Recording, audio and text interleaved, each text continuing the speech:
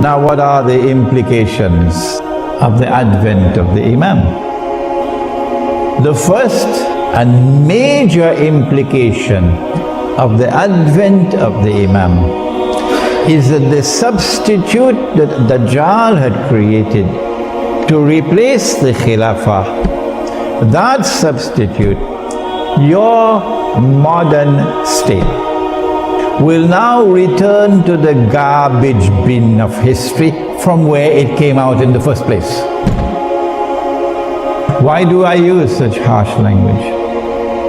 What is the Khilafah state? The Khilafah state is a state established for the first time by Nabi Dawood alayhi salam in the Holy Land, the holy state of Israel, restored in Medina by Nabi Muhammad alayhi salatu wasalam. The Khilafah state is a state which recognizes Allah subhanahu wa ta'ala as Al-Malik. They translate Al-Malik as the king, whereas in political terminology it should be translated as a sovereign. So sovereignty in the Khilafah state resides with Allah. The modern secular state which came from Dajjal says no, Allah is not Al-Malik.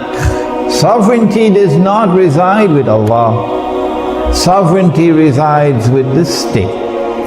The state is sovereign.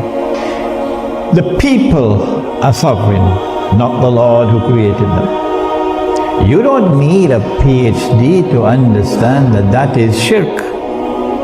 And that's the one sin that Allah will never forgive. For those of us who just have a few steps left before the grave, it's a wake-up call for us to make tawbah before it's too late. The Khilafah state recognizes Allah's authority as supreme. He is Al-Akbar. The modern secular state says no, the authority of the state is supreme. There is no authority above the state.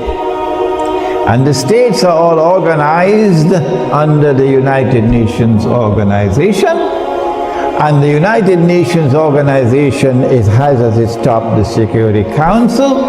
And the authority of the Security Council of the United Nations is Al-Akbar, not Allah. Dajjal created that. And instead of worshipping Allah, we are worshipping Dajjal.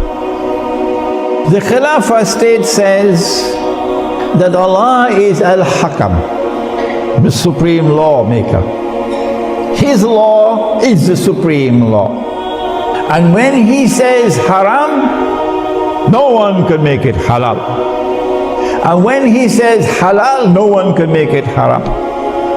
And in Surah At-Tawbah, there is a verse of the Quran which declares that to be shirk, to legalize and make legal what Allah has made haram.